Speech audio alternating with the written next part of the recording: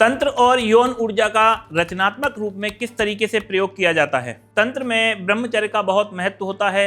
ब्रह्मचर्य रखने से आपका तन ही नहीं मन भी स्वस्थ और शक्तिशाली होता है। काम की जो ऊर्जा है वो बहुत ही ज्यादा शक्तिशाली होती है। अगर साधक उसे अपने शरीर में रोक ले तो वो अथाह शक्ति का मालिक बन सकता है या बन जाता है। तंत्र की दुनिया में बहुत कुछ होता है। आप सामान्य पूजा पाठ कर सकते हैं, देवी देवताओं की कृपा पा सकते हैं, कोई दिक्कत नहीं है। पर जब बात आती है कुछ अलग हटके करने की, कुछ विशिष्ट करने की, जब बात हो प्रत्यक्षीकरण करने की,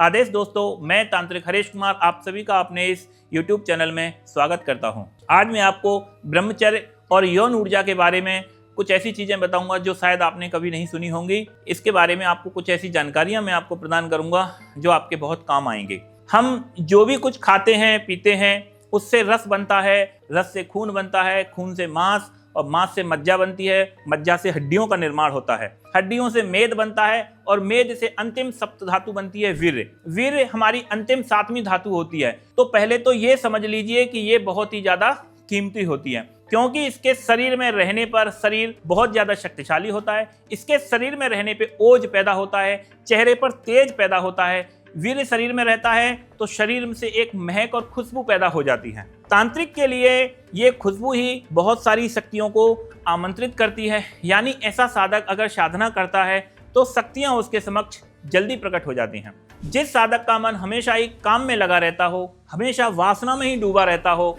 वो कभी भी तंत्र की सिद्धियां प्राप्त नहीं कर सकता। हमारा मन बहुत ज्यादा शक्तिशाली होता है, इसे वश में रखना बहुत जरूरी होता है। साधक को सबसे पहले अपने मन को वश में करना चाहिए। काम, क्रोध, लोभ, मोह, इन सब को अपने वश में करना चाहिए। काम में जितनी ऊर्जा होती है वो किसी और भी चीज में नहीं होती। उस ऊर्जा को जितना ज्यादा हो सके अपने शरीर में रखें, कंट्रोल में रखें। काम की ऊर्जा को वश में रखें और उसका प्रयोग तंत्र में, मंत्र में, अन्य क्रियाओं में करें। काम की ऊर्जा और मन की ऊर्जा मिलकर के इतनी शक्तिशाली हो जाती है कि तुम जो चाहो वो पा सकते हो, जो चाहो वो कर सकते हो।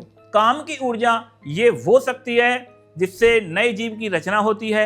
ये वो शक्ति है जिससे ईश्वर होने का पता चलता है, क्योंकि ईश्वर और प्रकृति के मिलन से नया जीव पैदा होता है। ये समस्त संसार इसी शक्ति के कारण बढ़ रहा है, फल फूल रहा है। साइंस चाहे कितनी भी तरक्की कर ले पर शायद ही वो कभी किसी नए बच्चे को जन्म दे सके, मगर ये शक्ति हम सभी जीवों के पास, मनुष्यों के पास कुदरती ईश्वर ने दे रखी है कि हम नए बच्चे का या नए जीवन का सृजन कर सकें। तो आप समझ पा रहे होंगे कि शायद काम की जो ऊर्जा है वो कितनी शक्तिशाली होती है, कितनी महत्वपूर्ण होती है, कितनी सृजनात्मक होती है। इस ऊर्जा का प्रयोग या इसकी शक्तियों का प्रयोग अगर आप सिद्धि पाने के लिए करते हैं, आपके मन में काम के विचार पूरी तरह से बंद हो जाएं, तो आप समझ लो कि आपने काम पर विजय पा ली। एक साधक को, एक योगी को, एक तांत्रिक को साधना काल में कठोर ब्रह्मचर्य रखना है। एन कैन प्रकारेण किसी भी तरीके से साधक को अपना वीर्यपात नहीं करना चाहिए। इसमें स्वपन दोष जो होता है, अगर स्वपन दोष आपको हो रहा है तो उसका आप कोई दवाई वगैरह सेवन करके आपको उस पर भी कंट्रोल करना चाहिए।